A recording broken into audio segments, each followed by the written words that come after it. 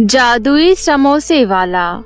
एक गांव में संजय नाम का एक 20 वर्षीय युवक रहता था। संजय के पिता चंदन और उसकी मां मनोरमा गांव के जमींदार चौधरी के खेतों में काम किया करते थे। एक दिन संजय अपने मां और पिता को खेत में खाना देने आया कि तभी जमींदार चौधरी उससे बोला, संजय, जिस तरह से बड़ी फिक्र से तुम अपने माता पिता को खाना देने आते हो, इसी तरह काम में उनका हाथ भी बटा लिया करो। चौधरी साहब, मैं माँ और पिताजी की तरह खेतों में काम नहीं करूँगा। अच्छा, तो फिर तुम क्या करोगे? मैं हमेशा से कुछ नया करना चाहता हूँ चौधरी साहब, जिससे मैं अधिक से अधिक धन कमा सकूं। इसका मतलब तुम चोरी करना चाहते हो? नहीं चौधरी साहब, धन सिर्फ चोरी से नहीं बल्कि सूझबूझ और व्यापार से भी कमाया जा सकता है। इस बात को आप नहीं समझेंगे। इतना बोलकर संजय वहाँ से चला गया और अपने घर पर बैठकर पढ़ाई करने लगा। शाम के समय उसकी माँ मनोरमा उससे बोली, बेटा संजय, चौधरी साहब की बात का बुरा मत मानना, मुझे लगता है वो सही कह रही हैं। माँ, आप शायद चौधरी को नहीं जानती, वो सिर्फ इस गांव के लोगों को मूर्ख बनाना जानता है। तभी उसका पिता चंदन क्रोधित होकर संजय से बोला, संजय, मत भूलो कि हमारे घर की रोजी रोटी चौधरी साहब की वजह से ही चलती है। नहीं पिताजी, हमारे घर की रोजी रोटी आपकी मेहनत के बलबूते ही चलती है। संजय, तुम बात को समझते क्यों नहीं? संजय, अब हम बूढ़े हो चुके हैं, हमसे अब मेहनत से काम नहीं होता।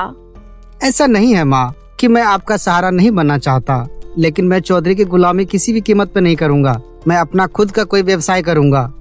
पर तुम खुद का व्यापार कैसे करोगे? व्यापार करने के लिए पैसा चाहिए होता है, पैसा। संजय क्रोधित होकर खेतों की ओर चला गया, जहाँ पर उसकी प्रेमिका राधा उसका इंतजार कर रही थी। आज जनाब का चेहरा कैसे लटका हुआ है? माँ और पिताजी को पता नहीं क्या हो गया है राधा, उन्हें चौधरी की चालाकी नजर ही नहीं आती। इसमें उनकी कोई गलती नहीं, हमारे गांव में वैसे भी काम की कमी है और चौधरी के खेतों में बहुत काम है, वो बेचारे कर भी क्या सकते हैं। राधा, मेरे दादाजी ने चौधरी से कुछ रुपए का कर्ज लिया था और उसके बदले में उसने भारी ब्याज लगाकर उनसे उनकी जमीन छीन ली। मैंने सुना है संजय कि वो जमीन बंजर पड़ी हुई है। तुम्हारे पिताजी तो उस जमीन को मनहूस मानते हैं, क्योंकि तुम्हारे दादाजी वहीं से लापता हुए थे, जो आज तक नहीं मिले। एक दिन मैं अपने दादाजी के लापता होने का रहस्य भी सुलझा कर रहूंगा। अगले दिन दीपक तैयार होकर अपने घर से बाहर निकला ही था कि तभी उसके घर के बाहर उसे मुखिया मिल गया। सुबह सुबह तैयार होकर कहाँ जा रहे हो? मैं जरा काम से शहर जा रहा हूँ मुखिया जी। शहर में मेरा एक दोस्त रहता है जिसने मुझसे कहा है कि वो मुझे बैंक से लोन दिलवा देगा। अरे मुझे लगता है संजय कि तुम्हारा दिमाग खराब हो गया है। लोन लेकर आखिर तुम करोगे क्या भाई? मैंने सोच लिया है मुखिया जी, मैं अपने गांव में एक समोसे की दुकान खोलूंगा। संजय, गांव के लोग दाल चावल खाना पसंद करते हैं, ये समोसा तो शहर के लोगों के चोचले होते हैं। ऐसी बात नहीं है मुखिया जी, अब गांव के लोगों की सोच भी बदलने लगी है और मुझे इसी सोच का फायदा उठाकर अपने व्यापार को चमकाना है। अपने व्यापार को बाद में चमकाते रहना, पहले जाकर चौधरी से मिलाओ, चौधरी ने तुम्हें बुलाया है। संजय सीधा चौधरी से मिलने चला गया। मैं तुम्हारा इंतजार कर रहा था। आपने मुझे क्यों बुलाया चौधरी साहब? देखो संजय, मैं जानता हूँ कि तुम मुझसे माफी तो मांगोगे नहीं। माफी? लेकिन आखिर मैंने क्या किया है? कल तुमने मुझसे जिस अंदाज में बात की थी, तुम्हारा वो अंदाज मुझे बिल्कुल भी पसंद नहीं आया। मुझे पता है तुम्हें लगता है कि मैंने तुम्हारे दादाजी की जमीन बेईमानी से हड़पी थी। इसमें कोई शक की बात नहीं है चौधरी जी, इस बात पर तो मैं अभी भी कायम हूँ। तो उनका पोता होने के नाते क्या तुम्हारा कर्तव्य नहीं बनता कि तुम उस जमीन को उनका कर्जा चुकाकर वापस ले लो? चौधरी की बात सुनकर संजय गहरी सोच में डूबता हुआ बोला, पहली बार आपने सही बात की है, मैं बहुत जल्द अपने दादा की जमीन आपसे छुड़वा लूंगा। ऐसा कहकर संजय वापस घर चला जाता है। घर में उसका पिता उससे कहता है, संजय, ये क्या मैं सुन रहा हूँ कि तुमने चौधरी से वादा किया है कि तुम अपने दादाजी की जमीन उससे छुड़वा लोगे। हाँ, तो इसमें गलत क्या है? वो जमीन मेरे और आपके पुरखों की है। बेवकूफ, उस मनुष्य जमीन की वजह से मेरे पिता पागल हो गए थे और वो वहीं से लापता हुए थे, जिनका आज तक नहीं पता चला। और वैसे भी वो जमीन बंजर है, तुम उसमें कुछ भी उगा नहीं पाओगे। बंजर है तो क्या हुआ पिताजी, मैं उस जमीन की छाती फाड़ कर उसमें अनाज उगाऊंगा, लेकिन वो जमीन वापस लेकर जरूर आऊंगा और एक दिन अपने दादाजी के लापता होने का रहस्य भी सुलझा कर रहूंगा। लेकिन तुम उस जमीन को छुड़ाओगे कैसे? तुम्हारे पास धन है क्या? मैं कल शहर जा रहा हूँ पिताजी, मुझे आशीर्वाद दीजिए। वैसे तो मैं समोसे की दुकान अपने गांव में ही खोलने की बात कर रहा था, लेकिन अब मैं शहर में ही कोई काम धंधा करके इतना धन कमा कर लाऊंगा कि मैं अपने दादा की जमीन चौधरी से वापस ले सकूं। अगले दिन संजय शहर चला गया। शहर में उसका दोस्त सेंटी रहता था। संजय, ये शहर है, तेरा गांव नहीं, समझा? यहाँ पर नौकरी इतनी आसानी से नहीं मिलती और तुझे कोई काम धंधा भी नहीं आता, समझा? तू मुझे किसी भी तरह से बस कहीं पर काम लगवा दे। ठीक है, मेरे चाचा के बहुत बड़ी समोसे की दुकान है, मैं उनसे तेरी बात कर लेता हूँ, ठीक है? अगले दिन सेंटी संजय को अपने चाचा की दुकान पर ले जाकर बोला, चाचा, ये संजय है, मेरे गांव का दोस्त। ये आपकी समोसे की दुकान पर काम करना चाहता है। यह तुमने बहुत अच्छा किया सेंटी, जो तुम इसे लेकर आ गए। वैसे भी एक ईमानदार व्यक्ति की तलाश थी मुझे, और अगर इस देश में कहीं ईमानदारी बची है तो वो सिर्फ गांव में है। मैं आपसे एक बात और कहना चाहता हूँ चाचा जी। हाँ बोलो। मैंने शहर के कॉलेज में प्राइवेट एडमिशन लिया था, मुझे उसकी फीस भी चुकानी है। क्या मैं आपकी दुकान पर रात में रह सकता हूँ? मैं दिन भर काम करूँगा और रात में पढ़ाई करूँगा। तुम्हारा विचार सुनकर मुझे बहुत अच्छा लगा। मुझे विश्वास है कि तुम एक दिन बहुत बड़े आदमी बनोगे। उस दिन से संजय डिलीवरी बॉय का काम करने लगा और रात में किताबें खोलकर पढ़ता रहता। एक दिन संजय सेंटी के चाचा से बोला, चाचा जी, आपके समोसे तो बहुत ही प्रसिद्ध हैं। क्या आप मुझे समोसे बनाना सिखाएंगे? जिसमें सीखने की ललक होती है वही अपनी मंजिल को पाते हैं। मैं तुम्हें जरूर समोसा बनाना सिखाऊंगा। संजय कुछ ही दिनों में बेहतरीन समोसे बनाने में निपुण हो गया। अब उसके पास अच्छे खासे पैसे इकट्ठा हो गए थे। संजय अपने दोस्त सेंटी से बोला, सेंटी, तुमने कहा था कि तुम मुझे बैंक से कुछ लोन भी दिलवा सकते हो। हाँ, क्यों नहीं, मैं तुम्हें आज बैंक से लोन दिलवा देता हूँ, लेकिन ध्यान रखना, तुम्हें महीने की इंस्टॉलमेंट ध्यान से जमा करनी होगी। सेंटी ने संजय को बैंक से लोन दिलवा दिया। संजय बैंक के पैसे और खुद के जमा किए हुए पैसे अपने गांव के चौधरी के पास ले जाकर बोला, ये लीजिए चौधरी साहब, मेरे दादा ने जो आपसे कर्जा लिया था ब्याज सहित वापस लौटा रहा हूँ। अब आप मुझे मेरी जमीन के कागज वापस दे दीजिए। चौधरी ने मुस्कुराते हुए जमीन के कागज संजय को वापस कर दिए। संजय खुश होता हुआ वहाँ से चला गया। चौधरी का साथी संपत चौधरी से बोला, चौधरी साहब, आजकल के लड़के कितने मूर्ख होते हैं, ये मुझे आज पता चला। अरे इस मूर्ख से पूछो कि बंजर जमीन पर आखिर ये करेगा क्या। उस जमीन को मैंने कई बार हटाने की कोशिश की, मगर किसी ने नहीं खरीदा। जब इस लड़के की बातें मैंने सुनी तो मैं समझ गया कि ये एक नंबर का मूर्ख है। घर जाकर वो कागज संजय ने अपने पिता के हाथ पर रख दिए। मुझे तुम पर बहुत तरस आता है। जो पैसे तुमने मेहनत से कमाए, तुम उन पैसों से कोई और भी व्यापार कर सकते थे। आज भले ही आपको मुझ पर तरस आ रहा है पिताजी, मगर मुझे विश्वास है कि एक दिन आपको मुझ पर गर्व होगा। संजय के पास थोड़े बहुत पैसे बचे थे। संजय मुखिया के पास जाकर बोला, मुखिया जी, आपकी बाजार में जो दुकान खाली पड़ी है, क्या आप मुझे वो किराए पे दे सकते हैं? उस दुकान पर तुम क्या करोगे भाई? मैंने शहर में बहुत अच्छा समोसा बनाना सीखा है, मैं दुकान पर बैठकर समोसा बनाऊंगा। अरे भाई, मेरी समझ में तो कुछ आता नहीं है संजय कि आखिर तुम्हारे दिमाग में चलता क्या रहता है। जब तुम्हें समोसा ही बेचना था तो फिर तुम्हें बंजर जमीन लेने की क्या आवश्यकता थी, बताओ? लेकिन फिर भी तुम मुझसे दुकान मांगने आए हो तो मैं इनकार नहीं करूंगा भैया, ले जाओ। संजय उस दिन से मुखिया की दुकान पर मेहनत से समोसा बनाने लगा और अपने पिता से बोला, पिताजी, अब आपको चौधरी के खेत में काम करने की जरूरत नहीं है। आज से आप दुकान पर बैठकर समोसा बेचेंगे।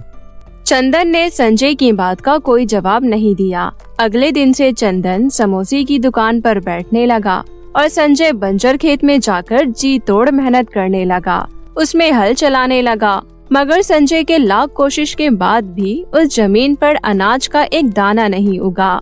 संजय उदास होकर अपने खेत में बैठा ही था कि तभी उसका पिता चंदन वहां आकर बोला, अरे पकड़ो अपना समोसा, तुमने तो मेरा धोबी जैसा हाल कर दिया है, जो ना घर का रहा ना घाट का।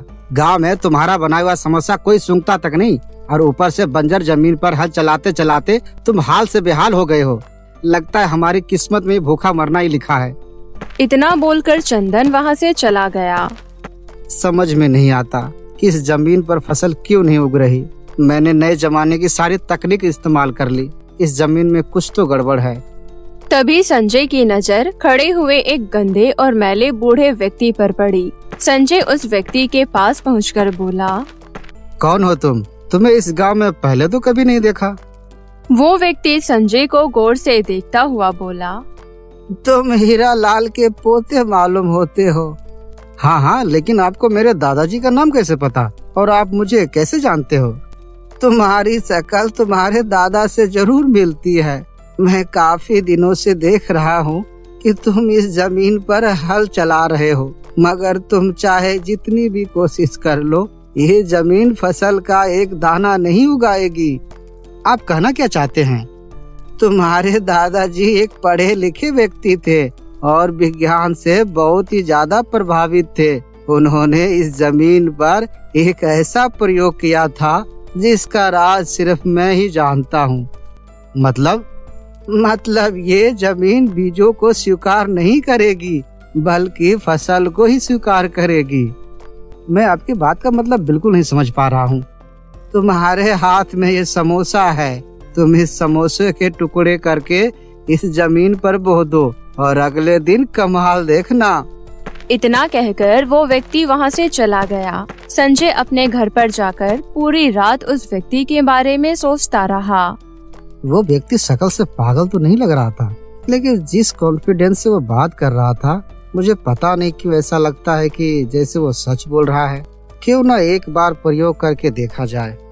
संजय उसी रात समोसा लेकर उस खेत में पहुंच गया और उसने समोसे के छोटे छोटे टुकड़े करके उसे सारे जमीन पर बो दिए और फिर उस जमीन पर ट्यूबवेल के जरिए बहुत सारा पानी डालने लगा। संजय पूरी रात मेहनत से काम करते करते वहीं सो गया। अगली सुबह जब उसकी आंख खुली तो वो चीखता हुआ बोला, अरे वाह, ये कैसे संभव हो सकता है? मेरे इस बंजर खेत में समोसा ही समोसा लहरा रहे हैं। संजय दौड़ता हुआ एक समोसा तोड़ते हुए बोला, अरे इसमें तो बिल्कुल ताजी ताजी महक आ रही है, मानो कि अभी अभी बनकर तैयार हुआ है। इसका मतलब वो बूढ़ा व्यक्ति सही बोल रहा था। संजय दौड़ते हुए अपने पिता चंदन को बुला लाया और उसे सारी घटना बताते हुए बोला, देखा आपने पिताजी, दादाजी की जमीन को आप बंजर कह रहे थे, वो जमीन तो जादू ही निकली। पिताजी हमेशा खोए खोए से रहते थे और वो अपना ज्यादातर समय इसी जमीन में ही बिताया करते थे। अब तुम क्या करोगे? मैं सारे समोसे को तोड़कर शहर में डिलीवर करूंगा। पिताजी अब देखते जाइए कि आप पर धन की वर्षा कैसे होती है। संजय और उसके पिता पूरे दिन समोसे को तोड़ते रहे। संजय वो सारा समोसा लेकर सैंटी के चाचा के पास चला गया। अरे इतने सारे समोसे एक ही रात में कैसे बना लिए भाई? ये तो ताजा है, किसी फैक्ट्री से मीटिंग हुई है क्या? ऐसा ही समझो। लेकिन इतने सारे समोसे डिलीवर कैसे हो पाएंगे? मैं आपको एक तरकीब बताता हूँ। आप समोसे की कीमत आधी कर दीजिए और सारे शहर में आप माल सप्लाई करिए। बाद में अगर माल मेरे पास नहीं आया तो फिर मेरी तो दुकानदारी खराब हो जाएगी।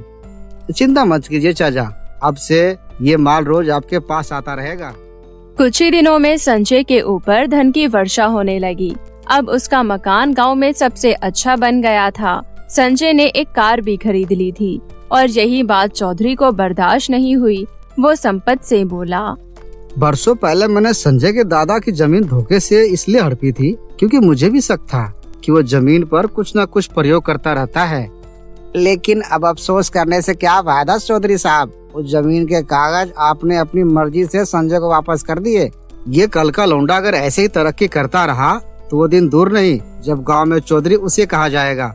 तो आप क्या करेंगे? तुम मुझे शायद जानते नहीं हो संपत, मेरे सीने में बरसों पहले का राज आज भी दफन है। कल मैं संजय के परिवार का किस्सा ही समाप्त कर दूंगा। चौधरी और संपत अगली रात संजय के खेत में पहुंच गए। संजय अपने पिता और राधा के साथ अपने खेत से समोसा तोड़ रहा था कि तभी चौधरी कड़कती आवाज में बोला, बस बहुत हो गया संजय, जितने तुमने ऐश के दिन काटने थे काट लिए।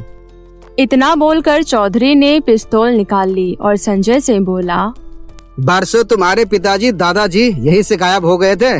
मैं बताता हूँ तुम्हें, वो लापता नहीं हुए थे, बल्कि मैंने उनकी हत्या की थी, क्योंकि मुझे शक था कि वो जमीन पर कुछ खास प्रयोग कर रहा है, मगर वो क्या था मैं आज तक नहीं जान पाया।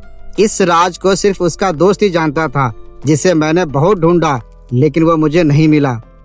चौधरी ने इतना कहा ही था कि तभी उसके कानों में पीछे से उसी बूढ़े व्यक्ति की आवाज टकराई, जो कि पुलिस लेकर आया था। शायद तुम मुझे ही तलाश कर रहे थे। बूढ़ा व्यक्ति संजय की ओर देखकर बोला, चौधरी बिल्कुल सही कह रहा है संजय, इसी ने तुम्हारे दादाजी की हत्या की थी। मैंने अपनी आंखों से इसे हत्या करते हुए देखा था। मैं जान बचाकर वहाँ से भाग गया था। मैंने यह बात तब चंदन को बतानी चाहिए, पर तब तक चौधरी ने चंदन को अपने विश्वास में ले लिया था। लेकिन जब मैंने तुम्हें जमीन पर जूझते हुए देखा तो मैं समझ गया कि तुम अपने दादा पर ही गए हो। पुलिस ने चौधरी और संपत को गिरफ्तार करके जेल में डाल दिया। बूढ़ा व्यक्ति संजय की ओर देखकर बोला, अब मेरा जाने का समय हो गया है, लेकिन आप कहाँ जाएंगे? मैं यहाँ का रहने वाला नहीं, बल्कि विदेश का रहने वाला हूँ। मैं इतने साल सिर्फ चौधरी पर नजर रखने के लिए यहाँ पर रुका था, ताकि वो तुम सबको कोई नुकसान न पहुँचा पाए। और मुझे अपने दोस्त के परिवार के किसी सदस्य को उसका राज भी बताना था। संजय, तुम मेरे दोस्त के इस प्रयोग को सिर्फ अपने फायदे के लिए ही इस्तेमाल मत करना, बल्कि देश के लिए भी इस्तेमाल करना। यही तुम्हारे दादाजी का सपना था। इतना बोलकर वो बूढ़ा व्यक्ति वहाँ से चला गया। संजय आज भी जादुई समोसा की खेती के साथ सभी गरीबों को फ्री में भोजन की व्यवस्था भी करता है। लंबे सुनहरे बालों और नीली आंखों वाली लड़की सिंड्रेला दिखने में बहुत ही सुंदर थी। सुनहरे बालों की वजह से सिंड्रेला बाकी लड़कियों से बिल्कुल अलग थी। शहर की सभी लड़कियां सिंड्रेला की खूबसूरती देखकर उससे खूब ईर्ष्या करती थी, लेकिन सिंड्रेला को अपनी सुंदरता का बिल्कुल भी घमंड नहीं था। उसे तो बस एक ही शौक था, तरह तरह के फैशनेबल हील सैंडल पहनने का। वो अपने पॉकेट मनी से हर महीने नई नई डिजाइन के सैंडल खरीदा करती थी। उसी शहर में रॉबिन नाम का एक हैंडसम लड़का रहता था। दोनों एक ही कॉलेज में पढ़ते थे। रॉबिन और सिंड्रेला बहुत ही अच्छे दोस्त थे। दोनों अक्सर एक साथ समय बिताया करते थे। दोनों के माता पिता बहुत अच्छे दोस्त थे। दोनों परिवारों ने मिलकर सिंड्रेला और रॉबिन की शादी उनके बचपन में ही पक्की कर दी थी। कॉलेज की पढ़ाई खत्म होते ही उनकी शादी होने वाली थी। ऐसे ही समय बीत रहा था।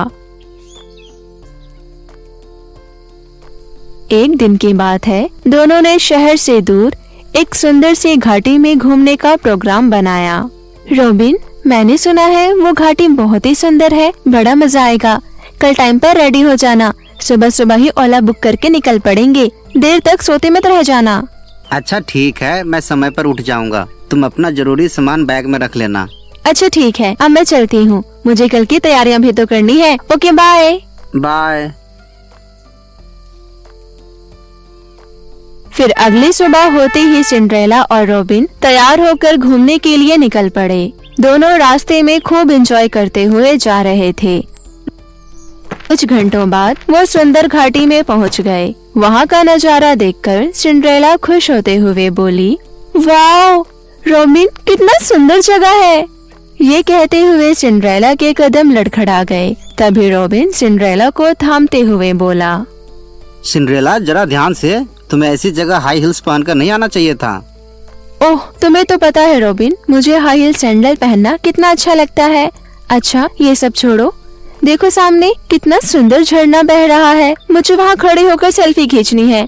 चलो ना, एक साथ सेल्फी खींचते हैं। नहीं सिंड्रेला, मुझे पानी से डर लगता है। तुम भी ना रॉबिन, कितने डरपोक हो। अच्छा तुम यहीं रुको, मैं झरने के पास जाकर ढेर सारी सेल्फी खींच कर आती हूँ। तुम बस मेरे हाई हिल सैंडल का ध्यान रखना।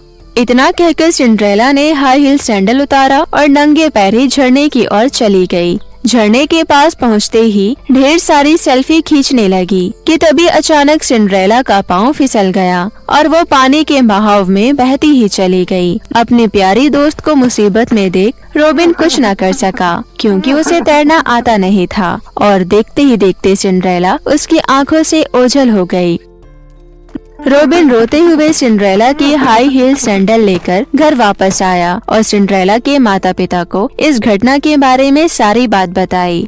ये सुन सिंड्रेला के माता पिता का रो रो कर बुरा हाल हो गया, लेकिन उन्होंने उम्मीद नहीं छोड़ी और सिंड्रेला को ढूंढने की बहुत कोशिश की, पर सिंड्रेला का कहीं पता नहीं चला। रॉबिन इस घटना का जिम्मेदार अपने आप को मानने लगा। काश मैंने सिंड्रेला को झरने के पास जाने से रोका होता। इन सब का दोषी मैं ही हूँ, पर मेरा दिल कहता है सिंड्रेला तुम जिंदा हो। वहीं दूसरी ओर घाटी के पास एक घने जंगल में एक आदिवासी कबीला रहता था। एक दिन आदिवासी कबीले की कुछ औरतें नदी किनारे पानी लेने जा रही थी। तभी उन्हें सिंड्रेला मूर्छित अवस्था में नदी किनारे दिखाई दी। तभी उनमें से एक औरत बोली, देखो तो कितनी सुंदर लड़की है, लेकिन ऐसी दशा में यहाँ कैसे? लगता है ये किसी हादसे का शिकार हो गई है। चलो इसे उठाकर अपने कबीले में ले चलते हैं, वरना किसी जंगली जानवर का शिकार बन जाएगी। ये कहते हुए वो सभी औरतें सिंड्रेला को उठाकर अपने साथ कबीले में ले आई। कुछ देर बाद जब सिंड्रेला को होश आया तो वो हैरानी से यहाँ वहाँ देखते हुए बोली, मैं कहाँ हूँ और आप सब कौन हैं? बेटी, तुम हमें नदी किनारे बेहोश मिली थी, इसलिए हम तुम्हें अपने साथ यहाँ ले आए। तुम कौन हो बेटी? तुम्हारा नाम क्या है? मेरा नाम? मुझे कुछ याद नहीं आ रहा। मैं कौन हूँ? कोई बात नहीं बेटी, जब तक तुम्हारे घर वालों का पता नहीं चल जाता तब तक तुम हमारे साथ रहना। इस तरह सिंड्रेला जंगल में आदिवासियों के साथ रहने लगी। ऐसे ही कुछ दिन बीत गए। उस कबीले में शेरा नाम का लड़का था। वो सिंड्रेला की खूबसूरती देखकर उसे अपना दिल दे बैठा। मुझे मेरे सपनों की रानी आखिर मिल ही गई। मैंने इतनी सुंदर लड़की आज से पहले कभी नहीं देखी। मैं इसी लड़की से शादी करूंगा। ये कहते हुए शेरा सिंड्रेला के आसपास मंडराने लगा, लेकिन सिंड्रेला उसकी तरफ देखती भी नहीं थी। एक दिन की बात है, सिंड्रेला अकेले उदास बैठी हुई थी। तभी वहाँ शेरा आया। ऐसे उदास क्यों बैठी हो? क्या तुम्हें अपने बारे में कुछ भी याद नहीं आया? नहीं शेरा, मुझे अपने बारे में कुछ याद नहीं, यहाँ तक कि अपना नाम भी नहीं।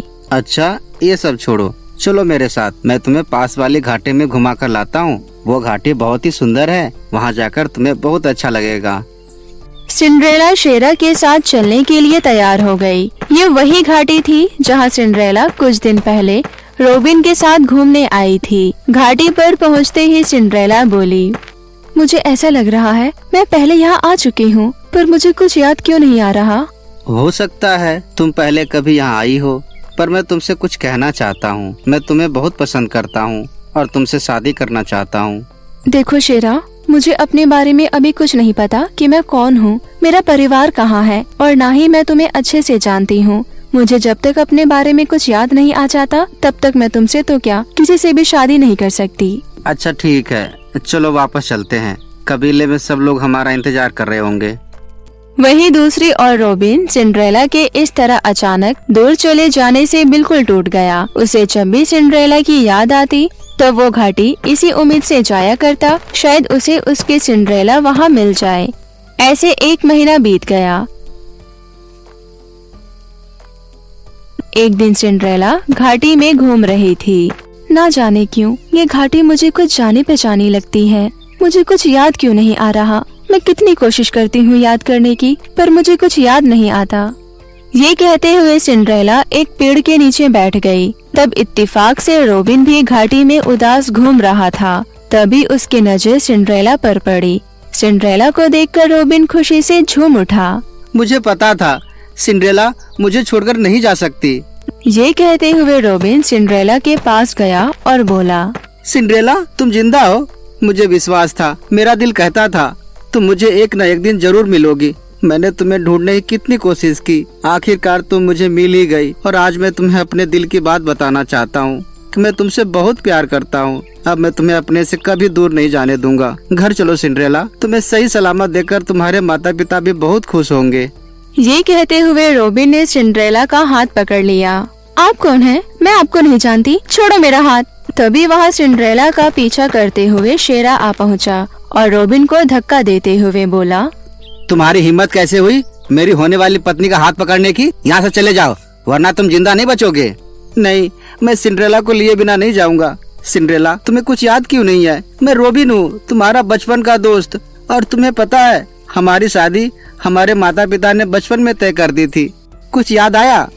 ये कहीं नहीं जाएगी, तुम यहाँ से फौरन दफा हो जाओ। अगर कबीले वालों ने तुझे हमारे कबीले की लड़की के साथ जबरदस्ती करते हुए देख लिया तो तुम्हें जिंदा नहीं छोड़ेंगे। शेरा सही कह रहा है, आप जो कोई भी हो यहाँ से फौरन चले जाओ। आपको कोई गलतफहमी हो रही है, मेरा नाम सिंड्रेला नहीं है। नहीं, तुम सिंड्रेला ही हो। मेरी आंखें कभी धोखा नहीं खा सकती। मैं अभी तो जा रहा हूँ, लेकिन मैं जल्दी वापस लौटूंगा। इतना कहकर रॉबिन वहाँ से चला गया, लेकिन मन ही मन रॉबिन सोचने लगा, लगता है सिंड्रेला की याददाश्त चली गई है। मुझे कैसे भी करके सिंड्रेला को याद दिलाना होगा, और मुझे पता है उसकी खोई हुई याददाश्त वापस कैसे आएगी। वही दूसरी ओर सिंड्रेला मन ही मन कुछ सोचने लगी। तब शेरा बोला, क्या हुआ? अब तुम क्या सोचने लगी? पता नहीं क्यों वो मुझे जाना पहचाना सा लग रहा था। कहीं वो सच तो नहीं बोल रहा? नहीं, मुझे नहीं लगता कि वो सच बोल रहा था। लेकिन तुम यहाँ अकेले घाटी में क्या करने आई थी? चलो अब यहाँ रुकना, खतरे से खाली नहीं। तुम दोबारा इस घाटी में कहीं मत आना। उधर रॉबिन शहर पहुंचकर सिंड्रेला के माता पिता को सिंड्रेला के सही सलामत होने की खुशखबरी सुनाते हुए बोला, आप चिंता मत कीजिए, मैं आपकी बेटी और मेरी होने वाली बीवी को घर वापस लेकर आऊंगा। बस आप सिंड्रेला के आने की खुशी में उसके स्वागत की तैयारियां कीजिए। इतना बोलकर रॉबिन अगली सुबह होने का इंतजार करने लगा। वहीं दूसरी ओर शेरा सिंड्रेला को किसी भी कीमत पर पाना चाहता था। सुबह होते ही रॉबिन हाई हील सैंडल लेकर सिंड्रेला को लेने जंगल के रास्ते होते हुए आदिवासी कबीले की तरफ बढ़ने लगा। उधर शेरा सिंड्रेला को अपने साथ जबरदस्ती पहाड़ी की ओर ले जा रहा था। छोड़ो मुझे, ये तुम मुझे जबरदस्ती कहाँ लेकर जा रहे हो? मैं तुम्हें पहाड़ी वाले मंदिर में ले जा रहा हूँ। हम आज शादी करने वाले हैं। मैंने तुमसे पहले भी कहा था कि मैं तुमसे शादी नहीं कर सकती। छोड़ो मुझे, जाने दो। मेरी सपनों की रानी, तुझे मेरी पत्नी बनना ही होगा। तभी रॉबिन ने शेरा को अपने साथ जबरदस्ती सिंड्रेला को पहाड़ की ओर ले जाते हुए देख लिया। अरे ये तो सिंड्रेला है। लगता है सिंड्रेला किसी मुसीबत में है। मुझे जल्दी वहाँ पर पहुँचना होगा। ये कहते हुए रॉबिन भागते हुए पहाड़ी की ओर जाने लगा। फिर वहाँ पहुँचते ही वो शेरा को थप्पड़ मारते हुए बोला, तेरी हिम्मत कैसे हुई मेरी होने वाली पत्नी के साथ जबरदस्ती करने की? सिंड्रेला, देखो मैं तुम्हारे लिए क्या लेकर आया हूँ। ये तुम्हारे हाई हील सैंडल है ना, जो तुम अक्सर पहना करती थी। और उस दिन जब हम घाटी पर घूमने गए थे तब भी तुमने यही सैंडल पहना था। कुछ याद आया? मैं तुम्हारा रॉबिन हूँ सिंड्रेला। उन हाई हील सैंडल को देखकर सिंड्रेला की याददाश्त वापस आ गई।